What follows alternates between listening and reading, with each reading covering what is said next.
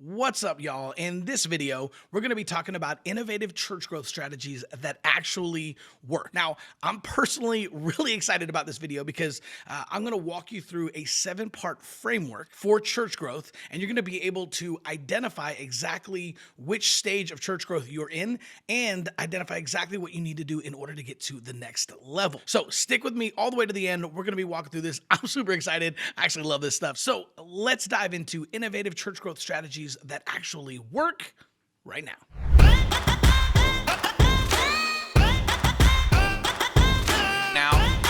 Guts has to offer.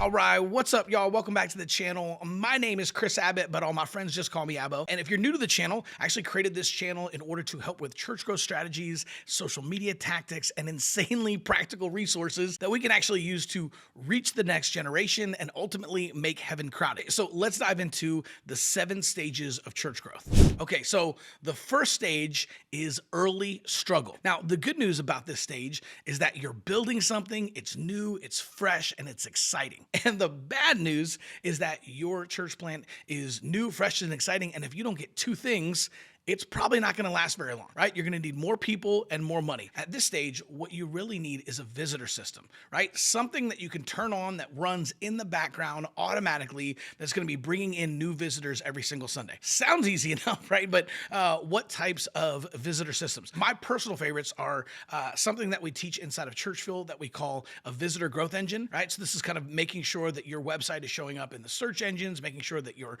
website is optimized, claiming Google My Business, making sure that you're showing up on page 1 of Google, right? So there's a whole list of things that you can do inside of a visitor growth engine, and those are really, really helpful. The other way is probably my very favorite, and that's by using social media marketing, right? So using Facebook ads and Instagram ads in order to get the word out and invite people to church. Again, there's 2 types of funnels that I like for this.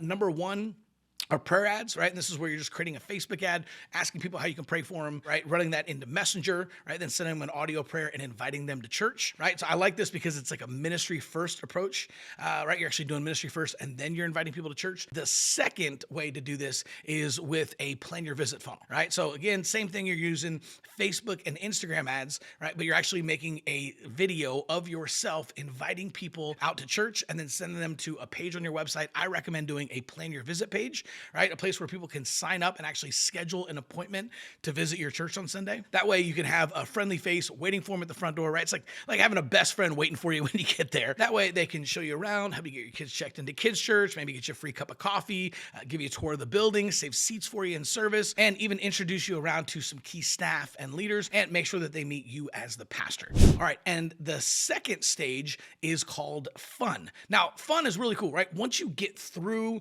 the first stage of early struggle, right? And you actually get some traction, you get people coming in. If you've ever been a part of this, this is the best name for it, right?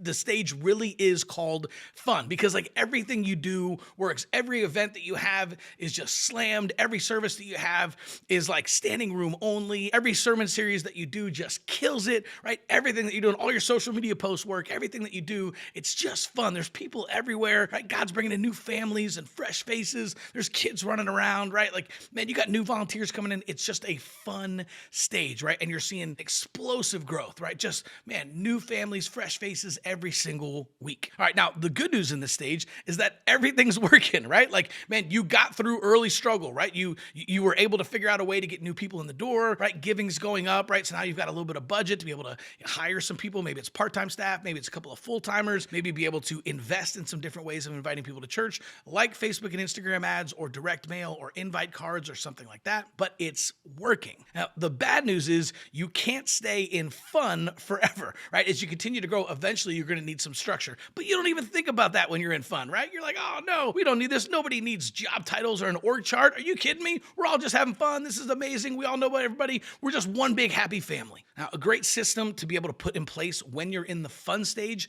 is a volunteer system, right? You've got all these new people coming in, and as you're growing, you're going to need new volunteers, right? Especially if you end up having to launch a second or third church service, right? If the parking lot's starting to get full, you're going to need a parking team, and you're going to need a lot more volunteers to help facilitate that explosive growth that you're seeing.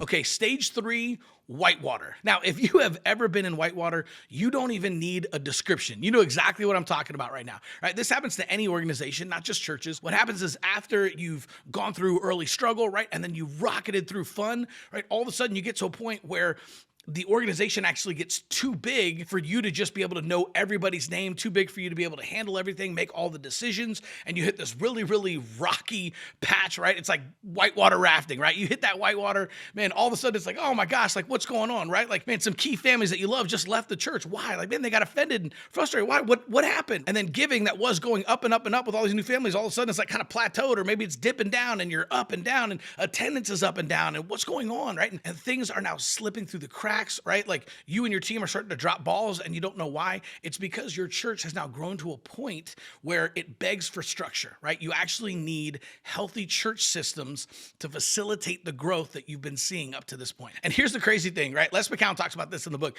There is no other way out of Whitewater except for systems. Okay, I'll say that one more time. There's no other way outside of Whitewater except for systems. The bad news is if you don't learn how to build systems, you'll be stuck here forever. Okay, and you basically only have 3 options when you're in Whitewater. Either you install healthy church systems and you learn how to grow and go to the next stage, or you keep doing what you're doing, keep banging your head against the wall and just literally staying in Whitewater for years and never changing, or you get frustrated and you pull the plug and actually grow the church back down to where it's a manageable, small level. It feels like a family again, and you're back into fun. But literally, like those are your only options. Either you grow and go to the next stage, right? You stay in that stage forever frustrated, or you actually go backwards and grow it down to where it's manageable and it's fun again, but you're not growing anymore. The bad news about this is where burnout happens, right? This is where you're just paddling and paddling, you're trying to, but there's just never ending rapids, never ending whitewater. Everything's rocky all the time. Everything you try, it's not easy. It's not fun, right? And a lot of pastors quit at this point. In the business world, a lot of entrepreneurs quit at this point and go start something else, right? Because they like the early struggle, they like fun, but all of a sudden you get into whitewater and you got to develop systems and organization. And it's like, ugh, who wants to do that, right? But that's exactly what needs to happen in order to go to the next stage. All right, in stage 4, this is predictable success, right? This is where every organization wants to get to and wants to stay, and it's not easy to stay there year after year. The good news is you found something that works, you've got the right systems in place when you were in Whitewater, you got the right team in place, right? And now you're able to grow your way out of Whitewater and into predictable success. And then at this point, right, you're still growing. You may not be growing as fast as you were when you were in the fun stage, right? It may not be explosive growth, but it's still healthy, sustainable church growth. You've probably got small group systems in place. You've got a volunteer system. You've got a visitor system.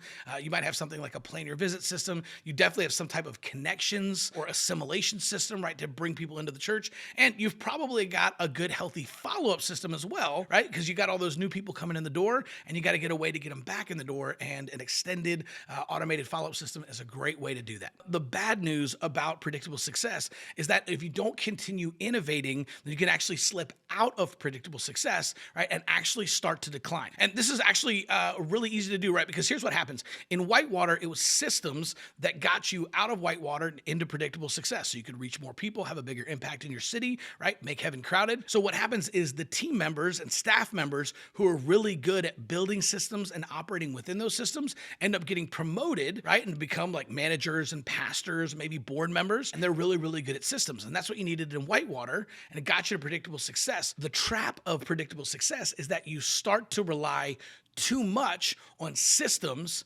and the people that are really good at building and operating in systems. And it can get to the point where it's almost becomes, right, where people are always the top, right? But at some point that flips if you're not careful, and it becomes processes over people. Now, nobody would do that on purpose, right? But those systems become law, right? Like everything that you're doing, it's like, no, this is the way we do it. This is the way we have to do it. And that was true in Whitewater. That's what got you there. But if you keep doing that over and over and over again, then you can actually slip out of predictable success. So for example, if you got really good in like the mid 2000s of using MySpace to get the word out about your church, there might have even been some systems that you may have developed there where you had people on MySpace go out and send friend requests to all of the new people in church, and you communicated through MySpace, right? And you were reaching a younger crowd doing that. That might be really, really cool. But if you rely on the system of MySpace, then you would have just stayed here. But the world and culture continues to evolve, and you would have stayed at MySpace and you would have missed Facebook, right? But then if you jump on Facebook and Facebook becomes law and that's all you do, then you would have missed Instagram, right? And Snapchat and TikTok and YouTube and all the other things that are probably going to be coming out soon, right? So the world is constantly changing. Right? The gospel never changes, but our method of reaching people with the gospel has to constantly change because the world and culture constantly change. So the way to stay in predictable success year after year is that you have to start innovating again when you're in predictable success. Stick to the systems that are working, stick to the team that got you there, but you also need to be hiring innovators, right? And young people that are thinking a little bit differently, and you need to be trying new things. So here's my recommendation for this. I think this is cool, and I don't really know of many churches that are doing this, but I would like to throw out the idea of starting an R&D lab in your church. Okay, this doesn't have to be like an actual physical lab or anything like that, right? But create an R&D lab inside of your church, like a ministry that's just trying new things. It needs a budget, and it needs some team members, and it needs permission, okay? Those are the three things. You need a budget, you need a team, and you need permission to go try stuff that is going to fail, right? So here's the thing. A lot of churches, the bigger they get, right, the more they don't want to fail. And so they become risk averse, right? It was risks that got you there in the first place. Then you get there and it's working and you stop taking risks. That is the trap of predictable success. So if you have an R&D lab where you're innovating and trying new things, right? So at the time of this video, right, one of the things that you might want to start trying is maybe if you got really good at like Facebook and Instagram ads, right, doing this. Well, are Facebook and Instagram ads going to be around forever? Probably not, right? They're working right now, but what else could you be working? So if you had an R&D lab and you had somebody in there saying, hey, let's go test out some other things, right? Let's go test out YouTube ads. Let's see how that works. Let's go test out TikTok or LinkedIn. And it doesn't have to all be social media or social media ads or those types of things, right? There could be all different types of things. Maybe you say, hey, you know what? We want to print up a bunch of cards that say, how can I pray for you? And then they actually lead to a page on our website where we can pray for people, right? Or maybe say, hey, we want to help you discover your purpose. And so you actually create a Discover Your Purpose online course, and then maybe you hand out flyers and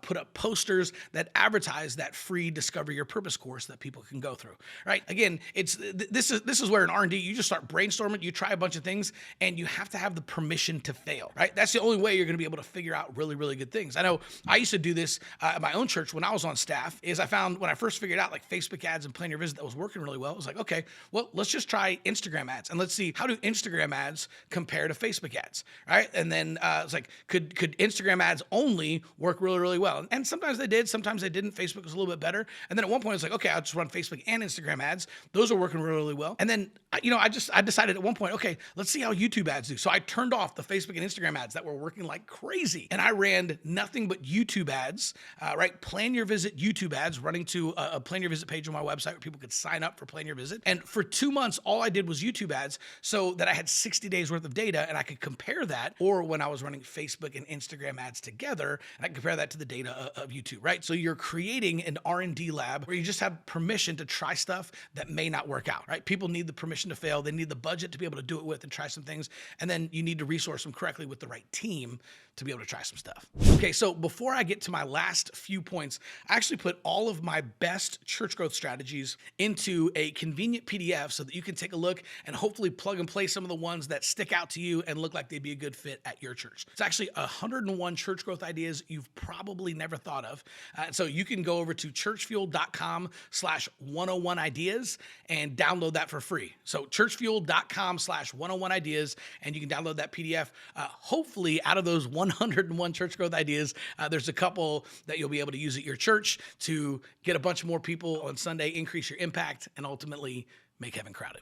Okay, number 5, treadmill, right? So if you fail to innovate and create some type of R&D lab or R&D system inside of predictable success, then inevitably you will slide down into treadmill. And the most dangerous part of treadmill is that most churches don't even know they're there, right? Because in treadmill, you've still got new families coming in, right? People are still giving, and your giving might even still be going up a little bit, right? It's probably not going up the way it used to, but it's still kind of going up. But treadmill is where we just kind of it's exactly what it sounds like, right? You're just on a treadmill doing the same thing over and over again. Hey, what are we doing for Easter? Well, we're just gonna do the same thing we did last year. Hey, man, it's back to school, so we're gonna do a back to school bash again. Call all the same vendors. We'll rent the same inflatables. We'll bring out the same petting zoo that we do for Christmas or whatever it is, right? You found the systems that work. You're just kind of copy pasting all the time. You're not innovating.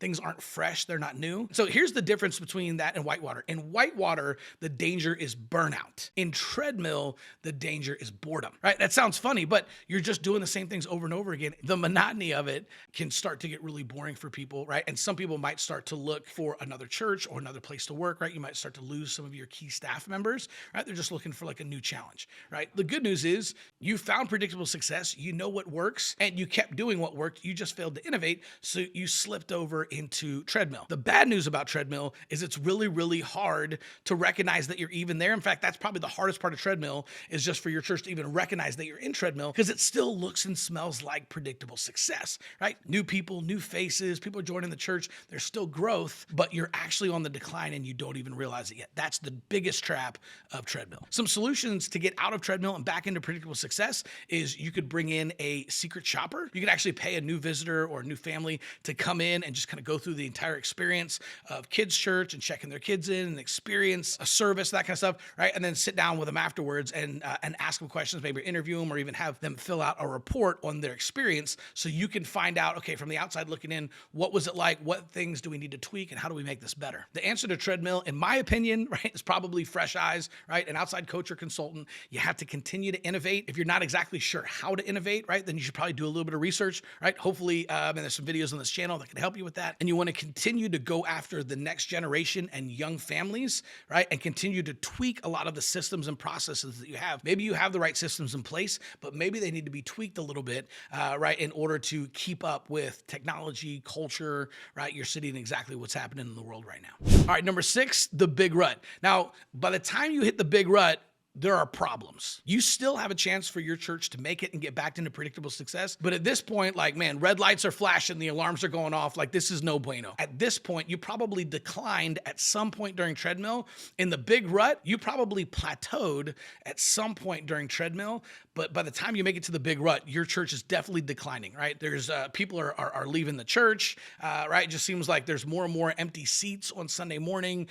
Things just seem to be falling flat. Giving is going down. You don't have the budget to be able to invest in things the way that you want to. You might even have to let some staff members go. Maybe some of your staff members start to leave and go to other churches, right? Like, man, you've gone off the road into the ditch, right? You're in the big rut, and you need to make some pretty big changes quickly, or your church is not going to make it. So here's what I recommend in the big rut. If it were me, right, I would take a long, hard look at the staff, because more than likely, you're probably going to have to let some of your staff go, and you're going to have to hire some new faces. I think one of the easiest ways to do this is to hire an outside consultant, or specifically, if it were me, I would probably go hire like a fractional executive pastor, right? Someone outside of your church, someone who's been an executive pastor before at larger churches and knows what to look for. They can come in, right? Fresh eyes, outside voice, and they can actually take a look, and they can usually identify pretty quickly what some of the problems are, right? Who some of the problems are, and they can help you get the wrong people off of the bus and then go hire the right people and get them on the bus, right? This is really difficult. It's really painful, especially if some of those people have been with you for a long time. That's why I recommend bringing someone else in who can see that, because the hard thing about us, right? We've been there forever. We know these people, we know their stories, we know how long they've been around, we know all the stuff they've done for the church, and they were probably the right fit at some point in the past, but at this point, the church needs something else in order to get back into predictable success, and the best way to do that is by bringing in an unbiased third party, right? When you're in the big rut, you're doing more funerals than weddings. A lot of your congregation is starting to die off. There's probably a pretty big age gap because you're not reaching the next generation, and so I believe that you have to find outside help and get comfortable with being uncomfortable. You're gonna have to start doing things that you never had to do before in order to get out of the big rut and back into predictable success. Otherwise, you're going to slip into the final stage, which is the death rattle. Okay, stage 7, the death rattle. Once you're there, you've been circling the drain. Once you're in the death rattle, it's inevitable, right? This is kind of like, right, you are approaching a cliff. You're approaching the waterfall in the big rut, right? And you can feel it starting to suck you over. When you slip out of the big rut into the death rattle, you've actually gone over the falls. So once you're in death rattle, like, man, you've gone over the edge. There's no way to climb your way back up the waterfall. Even if you're still free falling, the end is inevitable. And so at this point, the best thing to do is to probably get away, spend some time with the Lord, right? Seek a new plan. And what I would recommend is, right, doing a retreat, right? And then seeking the Lord and then revitalizing the church, right? So, man, go book a cabin in the woods, seek the Holy Spirit, man, get a new vision, come back. You can revision and rebrand and then relaunch, right? That's what I would recommend. The end is near at this point. You're probably gonna have to shut the church down, rebrand everything, revision everything, and then relaunch as a brand new church plant. I would recommend doing that with a new name just so everything feels completely fresh and new. The reason is our brains are hardwired for new. We just love new things. New church is going to have a much better chance at bringing in new people than just the relaunch of an old church. Rick Warren says it this way: it's easier to have a baby than it is to raise the dead. Now, the bad news of this stage is that you have to start over. The good news is you get to start over, right? Everything's new. Is it hard? Absolutely. Is it easy? No way, right? But you get to start over. So even if you're in the death rattle, or if you're like, man, Abel, I'm watching this video, dude, we're totally in the big rut right now and we're heading towards death rattle. Listen, be encouraged. That's why I made this video, right? Help you identify the stage that you're in so you know the things to work on, some of the systems you need to build, and what you need to do in order to get into predictable success. But be encouraged. Man, I believe that everywhere the sole of your foot treads, you're on land that the Lord has given you, that no weapon formed against you shall prosper, and every single thing you put your hand to will. So put your hand to this revitalization, right? Ask the Lord what your next step is, seek the Lord, and then dive in with everything you got.